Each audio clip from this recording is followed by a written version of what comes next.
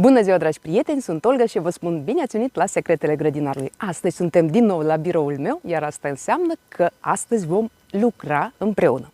Și astăzi vom transplanta răsadurile mele de ardei din pahare de 200 de ml în pahare de 400 de ml. Am să vă spun când se efectuează această procedură, de ce ea este atât de importantă, cum ne dăm seama că a venit momentul să o efectuăm, pentru că nu există o dată concretă când trebuie să o efectuăm, ci planta ne spune singură și ne cere acest lucru și am să vă arăt cum ne dăm seama că a venit momentul să ne transplantăm răsadurile în pahare mai mari, dacă încă nu a venit momentul să le plantăm în grădină. Iar noi încă nu le putem planta în grădină pentru că afară este rece, solul este rece și avem multe dimineți cu temperaturi negative. Asta înseamnă că noi încă nu ne grăbim cu răsadurile de ardei, vinete, roșii, castraveți și așa mai departe. Mai așteptăm. În general, eu îmi voi transplanta toate răsadurile în grădină în jur de data de 15 mai. Plus, minus, în funcție de ce vreme vom avea și ce temperaturi vom avea. Sigur că nu putem avea o dată concretă. Și iată că astăzi vom transplanta ardei. Aceștia sunt ardei iuți. Soiul nu-l cunosc, pentru că, așa cum v-am mai spus într-un video, ardeii au fost cumpărați din piață și, având în vedere că aceștia ne-au plăcut, am păstrat semințele acestora și iată că anul acesta le-am semănat și am avut germinație aproape 100%, ceea ce înseamnă că semințele ardeilor au germinație mai bună atunci când semințele sunt noi, adică cu cât mai vechi sunt semințele ardeilor, cu atât mai scăzută este rata de germinație. Dacă vorbim de castraveți sau dovlecei, rata de germinație a acestor semințe este mai bună după ce trec 2-3 ani. Dar acolo ne vom opri altă dată și vom vorbi și despre castraveți și dovlecei. Astăzi ne ocupăm de ardeii noștri. Între timp puteți să vă abonați la canalul meu, apăsați pe clopoțel și alegeți toate notificările ca să fiți notificați de fiecare dată când apare un episod nou și nu uitați să apăsați pe like dacă acest video vă este util și interesant, iar noi începem. Cum ne dăm seama că trebuie să transplantăm răsadurile noastre din vase mai mici în vase mai mari? În primul rând, cum am procedat eu? Anul acesta am semănat semințele de ardei și de vinete în pastile cu turbă de 3,3 cm. Am semănat câte o sămânță în fiecare pastilă. Atunci când rădăcinile răsadurilor au ieșit afară din pastilă, mi-am dat seama că a venit momentul să le plantez în pahare. Și le-am plantat în pahare de 0,2 sau 0,25, da? 200 sau 250 de mililitri. Și am plantat pastila împreună cu cu acel înveliș. Că mulți m-ați întrebat dacă scot sau nu scot învelișul pastilei. Nu scot învelișul pastilei, dar de obicei producătorul trebuie să menționeze acest lucru, dacă se scoate sau nu se scoate învelișul pastilei la plantare. Eu nu l-am scos. Și iată ce rezultat avem. Haideți să verificăm cum arată rădăcina ardeiului. Trebuie puțin să apăsăm ca rădăcinile să iasă mai bine și să nu rănim planta. Iată, așa arată rădăcinile ardeiului. Cred că se vede că pastila, adică învelișul pastilei, nu a fost un impediment pentru dezvoltarea rădăcinilor. Vedeți că rădăcinile sunt sănătoase și deja au ocupat tot spațiul din pahar. Și iată, anume acest lucru ne spune că planta se cere transplantată.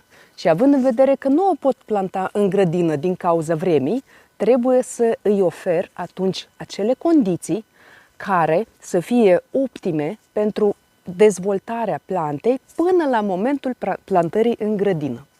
Și asta înseamnă că în acest moment le voi transplanta în pahare mai mari. Acesta este primul lucru, da? Pentru că dacă rădăcinile stau așa înghesuite, nu este bine pentru plantă. Ea se va chinui, va stagna de asemenea din creștere și acest lucru se poate reflecta negativ asupra dezvoltării plantei, asupra sănătății acesteia și asupra viitoarei noastre recolte. Dar dacă îi creăm alte condiții în această perioadă, da, dacă eu voi planta răsadurile mele în 15 mai în grădină, astăzi suntem în 24 aprilie, până în 15 mai mai avem 3 săptămâni. În 3 săptămâni rădăcinile plantei vor mai crește. Și dacă îi vom oferi spațiu da? Uitați-vă, planta și iată cât spațiu va mai avea planta dacă o vom transplanta acum. Și până în 15 mai acest pahar se va umple de rădăcini. Și asta va însemna că la momentul plantării rădăcinile plantei vor fi foarte bine dezvoltate, iar planta va fi sănătoasă și nu va fi chinuită. Acesta este primul lucru. Al doilea lucru, uitați-vă cum stau plantele în lăzi. Eu le țin în lăzi. Și având în vedere că deja ele sunt dezvoltate, foliajul este foarte bine dezvoltat, da? Uitați-vă ce frunze frumoase sunt, plantele sunt înalte, sunt destul de mari și ele deja concurează pentru lumină. Asta înseamnă că trebuie să le îndepărtez. Și dacă, uitați-vă, dacă avem două pahare de 200 de mililitri puse împreună, așa, cum stau plantele, da?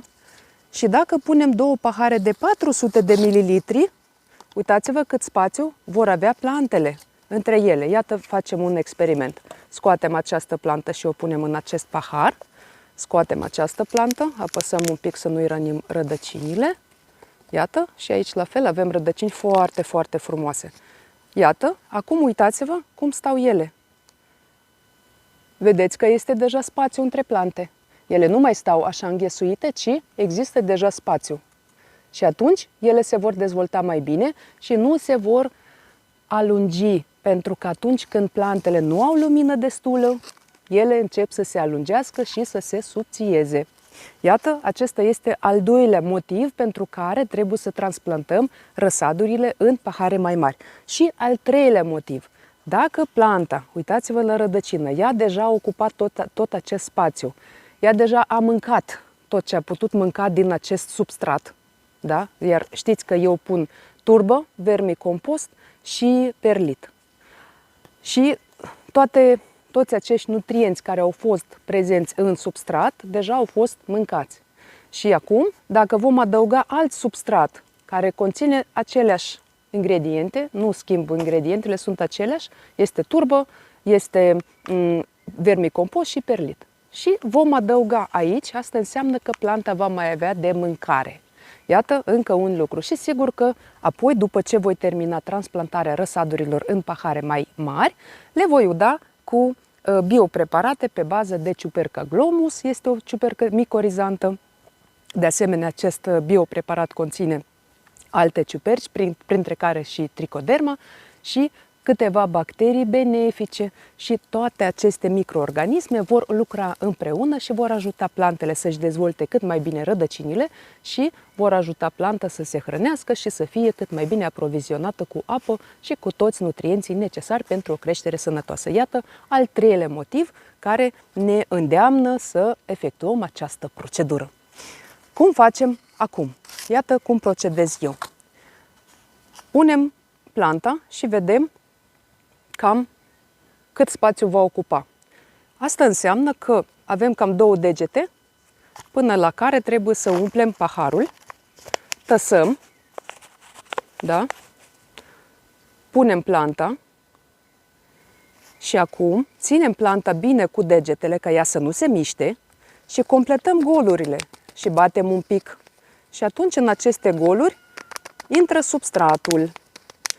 Acum batem un pic cu degetele, putem să facem și așa. Important este ca toate golurile să fie umplute cu substratul nostru nou. Și acum apăsăm un pic și cel mai important lucru atunci când plantăm plantele noastre în pahare este să lăsăm cam un deget, da, până sus. Adică nu umplem paharul până sus, până aici, ci lăsăm cam de un deget ca să ne fie ușor la udat. Acest lucru este foarte important. Și, de asemenea, în legătură cu udatul, dacă răsadurile sunt în pahare foarte mici, iată cum este în cazul meu, da, acestea trebuie udate zilnic. Și dacă afară este foarte cald, dimineața le udăm și seara ele deja se ofilesc. Pentru că ați văzut câte rădăcini are planta, da? Substratul este extrem de afânat și datorită rădăcinilor sunt aceste orificii prin care apa trece foarte ușor și nu se adună în zona rădăcinilor. Ea pur și simplu trece prin pahar. Și în cazul acesta, planta poate suferi de sete și dacă nu am fost atenți, planta chiar se poate ofili. Așa că încă un motiv. Și iată, planta o punem aici. Luăm altă plantă și procedăm exact la fel. Punem substrat, cam de 2 degete, apăsăm bine, introducem planta, op, și acum completăm golurile. Este extrem de ușor. Mai ales după ce facem așa cu 2-3 plante, treaba merge foarte repede. Aici este foarte important, mai batem un pic pentru că mai sunt goluri, trebuie să le completăm foarte bine. Am apăsat și gata. Uitați-vă, a doua plantă este gata. Iar acum eu voi continua să lucrez și vă voi răspunde la câteva întrebări pe care le-am primit din partea dumneavoastră în această perioadă. Aceste întrebări sigur că sunt legate de răsaduri, dacă tot vorbim de răsaduri astăzi. Și prima întrebare a fost: de ce răsadurile nu vor să crească? Nu știu de ce anul acesta foarte mulți grădinari s-au plâns că răsadurile lor nu prea s-au dezvoltat. Și având deja mai mult de o lună, arătau foarte, foarte rău, adică erau foarte mici și dacă le vezi, spui că sunt semănate de o săptămână, maxim 2.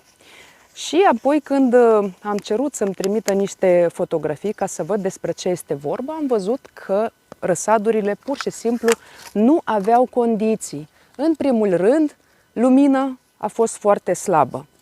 În al doilea rând, am văzut cazuri în care a fost folosit pământ de grădină, iar pământul de grădină, oricât de bun ar fi acesta, oricât de fertil sau oricât de afânat ar fi acesta, atunci când îl punem în pahar, gândiți-vă, noi am umplut acest pahar, da?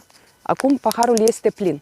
Dacă aici este pământul nostru de grădină, acesta este greu totuși și fiind într-un spațiu mic, noi udăm răsadurile noastre și atunci pământul se tasează și la un moment dat pământul este atât de tasat încât nu mai există nici aer în acest pământ și răsadurile noastre pur și simplu nu pot crește, ele se sufocă în astfel de pământ și tocmai de aceea nu se dezvoltă nici rădăcina, nici partea superioară, pentru că dacă rădăcina este slabă, atunci nici partea supraterană nu poate crește. Și acesta este al doilea motiv posibil care poate provoca stagnarea răsadurilor. Încă un lucru poate fi și de asemenea udarea neadecvată. De exemplu, dacă udați răsadurile dumneavoastră în exces, poate fi același lucru. Pământul se tasează, pământul tot timpul este ud, apa scoate afară aerul din substrat și avem același caz când rădăcinile pur și simplu se sufocă și nu pot respira. Iată încă un motiv care poate provoca stagnarea răsadurilor. Sigur că mai sunt și alte motive, dar în primul rând am observat lipsa luminii, am observat folosirea pământului din grădină și de asemenea udarea neadecvată. O altă întrebare pe care am primit-o a fost, adică o întrebare pe care o primesc des, a fost legată de colorarea răsadurilor de roșii în culoare mov.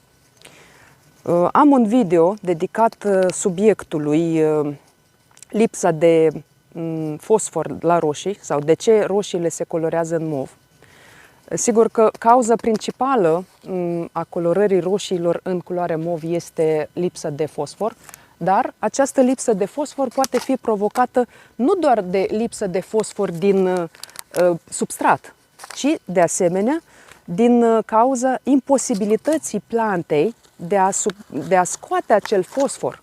Și acest lucru poate fi provocat de temperatură foarte scăzută sau, de asemenea, atunci când udăm plantele noastre în exces, rădăcinile nu funcționează în mod corect și atunci planta nu este în stare să se hrănească în general, nu doar cu fosfor, ci și cu alte micro și macroelemente. Și iată că lipsa de fosfor sau carența de fosfor la plante poate fi provocată de alte lucruri și nu doar de lipsa propriu-zisă de fosfor în substrat. O altă întrebare pe care am primit-o nu doar în această perioadă, ci de foarte multe ori și anul trecut, de ce totuși trebuie să transplantăm răsadurile din vase, adică de ce le semănăm prima dată în vase mici și pe urmă transplantăm în vase mai mari. Oare nu putem să semănăm direct, de exemplu, sămânța de ardei într-un vas de 400 de mililitri? Răspunsul este în felul următor. Atunci când semănăm o plantă, de exemplu, cum a fost în cazul meu, eu am semănat-o în pastilă cu turbă. Pastilă cu turbă este mică și ea, sămânța a germinat, din acea sămânță a ieșit planta, da, planta a răsărit și s-a dezvoltat bine. Sistemul radicular al ardeilor se dezvoltă slab, mai ales în prima perioadă lor de viață. Și atunci s-a dezvoltat rădăcina și când rădăcinile deja au umplut tot spațiul din pastilă, eu le-am transplantat în pahare. Apoi, ați văzut, când rădăcinile au umplut acest pahar, eu le transplantez în aceste pahare mai mari. Dacă semănam direct într-un pahar mai mare, adică dacă semănam semințele mele de ardei direct în pahare de 400 de mililitri, atunci sămânța se afla undeva aici, da? În partea de sus a paharului. Până jos, uitați-vă cât spațiu este. Până când rădăcina ardeiului ajungea aici, trecea foarte mult timp. Iar noi aveam același substrat pe care l-am pus de la bun început. Și atunci când udam planta noastră de ardei, uitați-vă aici, vă arăt exemplu. Când udăm planta noastră, iată, avem și apa, iată aici, uitați-vă, udăm planta. Uitați-vă acum la apa, cum trece apa, da? Acum gândiți-vă unde era sămânța noastră la început și ce se întâmplă cu tot acest spațiu care era gol în acea perioadă. Până când rădăcina putea ajunge în partea inferioară a paharului, tot acest substrat stătea gol. Și el fiind gol și neavând rădăcini, iată cum este în cazul acesta, substratul se tasa. Substratul fiind gol, noi tot udăm, el se tasează. Și când rădăcinile ajungeau aici, undeva în zona asta, substratul, oricât de bun ar fi acesta, se tasa atât de mult încât rădăcinilor nu le-ar mai fi confortabil să se dezvolte în astfel de substrat. Este 1. Și 2. Când sămânța este aici, știm foarte bine că substratul începe să se usuce de sus în jos. Și aici putea fi nu doar umed, ci ud. Iar în partea de sus, substratul se usca. Și era foarte greu la udat, putea fi foarte greu la udat pentru noi, pentru că atunci, aici este, când este ud și aici este uscat, totuși ar trebui să udăm, pentru că sămânța este sus sau planta este sus când ea este mică. Și trebuie să tot udăm. Și pământul ăsta, substratul ăsta de jos, care se udă tot timpul în exces, nu mai este bun pentru planta. Când planta ajunge la el, deja el nu mai este bun. Așa că acestea sunt cauzele care ne spun că trebuie să semănăm răsadurile noastre în vase mici și apoi să le transplantăm în vase mai mari. O facem treptat și o facem cu răbdare. Asta trebuie să știm foarte bine atunci când avem răsaduri, mai ales când producem răsaduri în condiții de casă, când condițiile noastre nu sunt ideale, dar noi ne dorim răsaduri, pentru că nici eu nu am avut condiții ideale pentru producerea răsadurilor. Da? Prima dată am semănat răsadurile și le-am ținut la geam și apoi, iată că le-am ținut în seră și au fost nopți în care a trebuit totuși să le scot din seră, să le duc în casă, pentru că afară am avut temperaturi negative. Și din frică de a nu-mi pierde răsadurile, a trebuit să le car pe toate în interior. Așa că producerea răsadurilor nu este ușoară, dar dacă ne dorim foarte mult să avem răsaduri frumoase și sănătoase, trebuie să știm exact ce avem de făcut. Iată, altă întrebare pe care am primit-o a fost cu ce stropim răsadurile ca ele să se îngroașe. Acum gândiți-vă, cu ce mi-am stropit eu răsadurile ca ele să arate bine? Eu nu le-am stropit cu nimic ca ele să se îngroașe. Pentru că dacă răsadurile sunt subțirele și tocmai de aceea dacă cineva mă întreabă astfel de lucruri, le cer să-mi trimită poze. Și în toate cazurile în care grădinarii îmi cer sfaturi pentru a îngroșa răsadurile, se observă că răsadurile lor au lipsă de lumină. Atunci când răsadurile au lipsă de lumină sau atunci când nu există corelare de temperatură și lumină, atunci răsadurile se alungesc și se subțiază. Dacă, de exemplu, noaptea este foarte cald, răsadurile se alungesc. Dacă ziua lumina este insuficientă, răsadurile se alungesc. Iar dacă nu există aceste condiții, care sunt condiții de bază pentru răsaduri, atunci nu putem folosi absolut niciun preparat, nici bio, nici chimic, pentru a ne îngroșa răsadurile. Am mai primit și o altă întrebare. Cu ce putem stropi răsadurile ca să le oprim din creștere? Și atunci când am întrebat de ce doriți să le opriți din creștere? Pentru că ele sunt deja foarte mari, iar eu nu le pot transplanta în grădină. Într-adevăr, pe piață există preparate care opresc din creștere răsadurile. Da? Există preparate. Dar aceste preparate trebuie folosite cu mare grijă. Pentru că ce fac aceste preparate? Ele stagnează creșterea. Adică ele opresc creșterea masei verzi și în această perioadă rădăcinile se dezvoltă în continuare.